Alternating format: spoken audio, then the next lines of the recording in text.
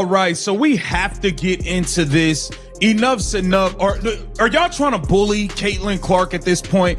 Y'all are running around acting like a bunch of bullies right now, and it is out of pocket. It's out of line. We have got to get into it. Chelsea Gray, Asia Wilson, Becky Hammond. It sounds like y'all threatening Caitlin Clark at All-Star Weekend. It sounds like a threat. Y'all trying to punk her. Y'all trying to bully. Oh, no, we gon' have. Let's talk. We gon' have. Enough's enough. That was the tone coming out of the latest Caitlin Clark controversy, and within seconds, the conversation was no longer about ordinary criticism, competitive trash talk, or another disagreement between players and fans. The accusation was much more serious, that Caitlin Clark was being bullied, pressured, and potentially targeted by some of the biggest names surrounding the WNBA. Chelsea Gray, Aya Wilson, Becky Hammond. Those names immediately changed the weight of the story. Because when a random fan says something online, it can be dismissed as another social media argument. But when a discussion involves elite players, major league figures, and an upcoming All-Star weekend, the situation suddenly becomes much bigger than one comment or one post. The most important question was not simply whether people were saying offensive things online. That issue is real, and harassment should not be ignored. The question was what exactly this proposed conversation was supposed to be about, and why Caitlin Clark appeared to be at the center of it. That is where the tension began to rise. Public comments about needing a conversation created an immediate mystery. Was this about fan behavior?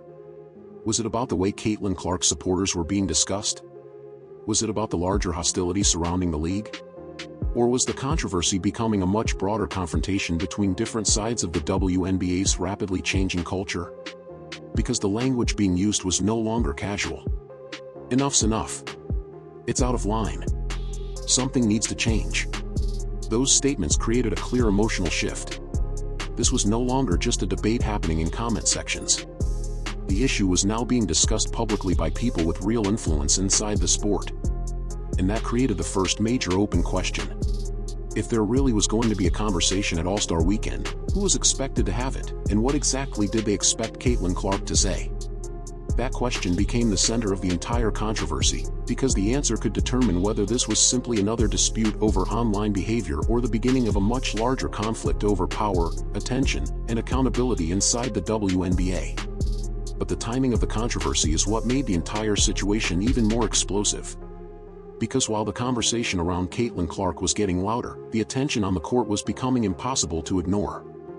The performance being discussed was the kind of sequence that instantly changes the atmosphere inside an arena. 14 points in roughly 2 minutes. A burst of scoring that turns a close game into a completely different situation before the defense has time to adjust. And that is where the story took a sharp turn. The pressure was supposed to slow her down. The defense was supposed to force her away from her preferred spots, disrupt her rhythm, and make every possession difficult. Instead, the sequence created the opposite effect. The more pressure arrived, the more attention focused on what she would do next. One shot goes in.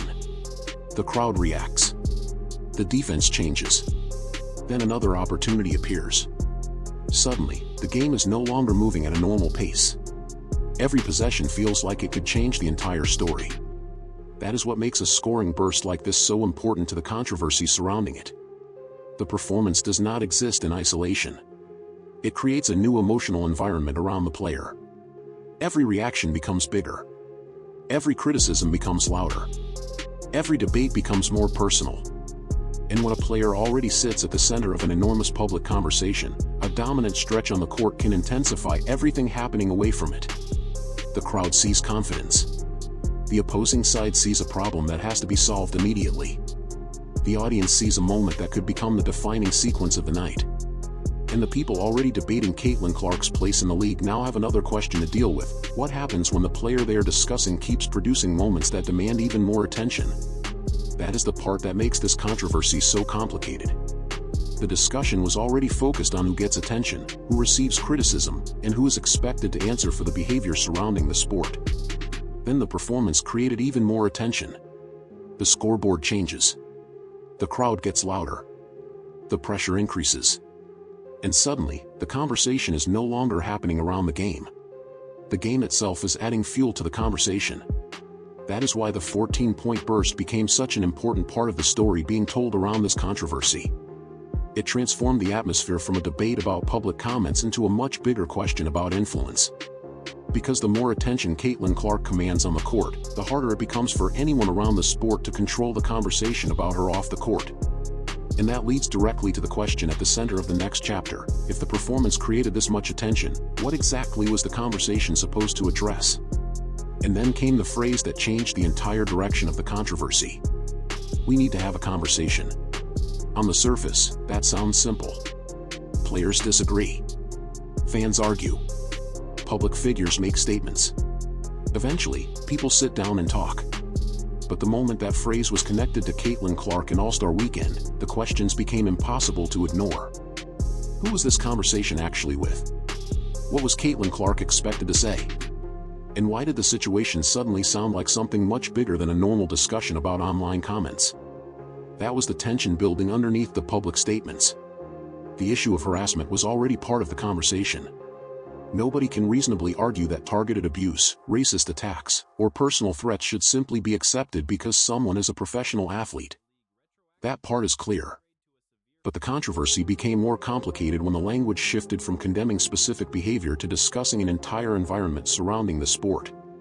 Because now, the question was no longer only about what individual fans had said. It became a question of responsibility.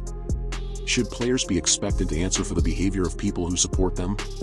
Should an entire fan base be judged by the worst comments posted online? And if a player is being asked to participate in a conversation about those issues, what exactly is that player being asked to acknowledge? Those questions created a vacuum. And whenever a public controversy creates a vacuum, speculation moves in quickly. The public had statements. The public had reactions. The public had people saying that something needed to change. Was this simply a response to online harassment?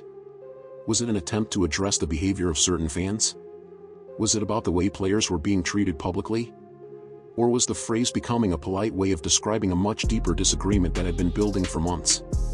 The answer matters because the meaning changes depending on what the conversation was actually supposed to accomplish. A discussion about specific abusive messages is one thing. A discussion about an entire fan base is something else. And a confrontation over the changing attention and influence surrounding the league would be something completely different. That is why the phrase continued to hang over the controversy. We need to have a conversation. The words were simple. The implications were not. And as the public tried to determine who the conversation was really aimed at, the debate moved into even more sensitive territory, where questions about harassment, racism, accountability, and double standards began colliding with each other. And this is where the controversy becomes much more complicated. Because two things can be true at the same time. Players should not have to accept racist abuse, homophobic abuse, threats, or targeted harassment simply because they are public figures. But that does not automatically answer the next question: who exactly is responsible for that behavior? An individual who posts something hateful is responsible for what that individual posted. That part should not be difficult. The problem begins when the conversation moves from individual accounts to entire groups of fans. Because once a handful of extreme comments become evidence against millions of people, the debate changes completely. Now the question becomes whether the worst behavior in a fan base should define everyone connected to it. And that is exactly where the arguments began to collide. One side says the abuse has become too serious to ignore. Players are constantly exposed to social media. They see the messages. They see the personal attacks. They see comments that go far beyond normal sports criticism. From that perspective, silence can feel like acceptance. If people are willing to target athletes with racist or hateful abuse, then consequences should follow. Companies can respond. Platforms can take action. Organizations can make their position clear. But the opposing argument asks a different question. Can the league condemn specific abusive behavior without treating an entire fan base as responsible for it? That distinction matters. Because a fan can support Caitlin Clark without supporting every person who claims to be a Caitlin Clark fan. A person can criticize a player without being part of an organized campaign against that player. And someone can disagree with a public statement without supporting racism or harassment. The challenge is separating those categories instead of collapsing them into one. That is where the accusations of double standards began to appear. Critics argue that if the league and its players wanted to discuss harmful fan behavior, then the standard should apply consistently. Not only when one particular group becomes controversial. Not only when the attention is directed toward one player. And not only when the situation becomes impossible to ignore publicly. The same standard, they argued, should apply to everyone. Supporters of the players pushed back. They argued that the existence of other bad behavior does not excuse new abuse. One wrong does not cancel out another. If someone is being targeted today, the response should not depend on whether another group behaved badly yesterday. And that is what makes the debate so emotionally difficult. Both sides are arguing about accountability. But they are defining accountability differently. One side wants the people posting the abuse to face consequences. The other side is asking whether the wider culture surrounding those incidents is being examined honestly. And then comes the most uncomfortable question of all. Can the league protect players from genuine harassment while still allowing room for criticism, disagreement, and different fan communities to exist without being treated as one single group? That question has no easy answer. But it explains why this controversy continued to grow. Because what began with individual online comments became a debate about fan bases. The fan base debate became a debate about responsibility. And the responsibility debate eventually became a question about whether the same standards are being applied. Because underneath the debate about fan behavior is another question that is much harder to avoid. Who controls the attention? Caitlin Clark has become one of the biggest sources of attention in women's basketball. That is not a matter of interpretation. The scale of the conversation around her is visible everywhere: broadcasts, social media, ticket demand, merchandise, headlines, and the constant reaction to nearly everything connected to her. And that creates a complicated situation for the entire league. The WNBA benefits from attention. Players benefit from attention. Media companies benefit from attention. Sponsors benefit from attention. But attention is not always comfortable. The same audience that increases visibility can also create criticism, arguments, and intense online debate. The same player who brings new viewers into the sport can become the center of controversies that established figures did not have to deal with in the same way before. That is where the power shift argument begins. The question is not whether Caitlin Clark is responsible for every person who supports her. She is not. The question is whether the league's center of attention has changed, and whether everyone connected to the sport has adjusted to that change. For years, the established stars were the most familiar faces of the league. They carried the history, the credibility, and the identity of women's basketball through years when the sport received far less mainstream attention. Now, a new generation of attention has arrived. That does not erase what came before. But it does change the balance. And whenever influence changes hands, tension follows. The debate surrounding Caitlin Clark is therefore not only about one player or one fan base. It is also about what happens when the audience surrounding a sport suddenly becomes much larger, louder, and more difficult to control. Some people see that growth as an opportunity. Others, and there is an even bigger difference between a reported confrontation and a verified account of exactly what happened behind closed doors. That distinction matters because emotional stories often move faster than evidence. A clip gets posted. A headline appears. Fans react. Then interpretations begin spreading as if they are confirmed facts. One group sees the situation as proof of hostility toward Caitlin Clark. Another sees it as a necessary response to abusive behavior. Others believe the entire controversy has been exaggerated by social media. All of those reactions are part of the public conversation. But reaction is not proof. And speculation is not confirmation.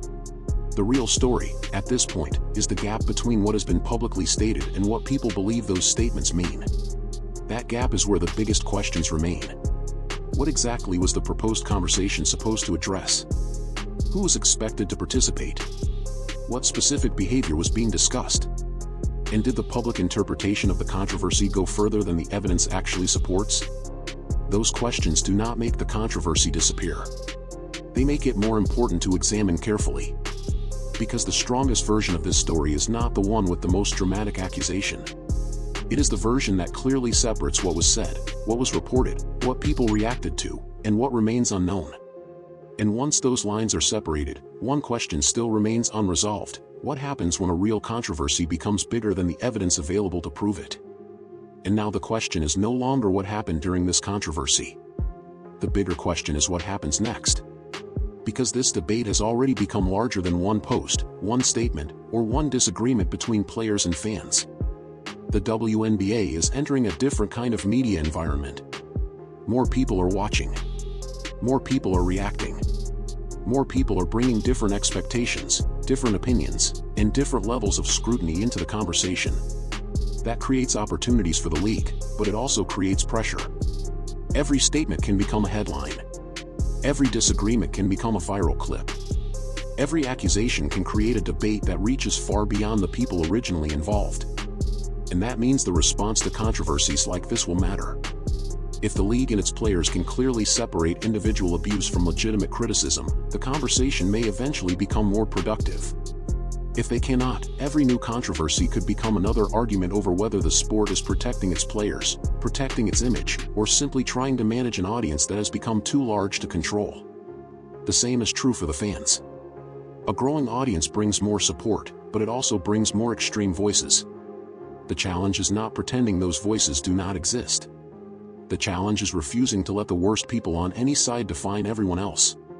That may ultimately be the real lesson from this controversy.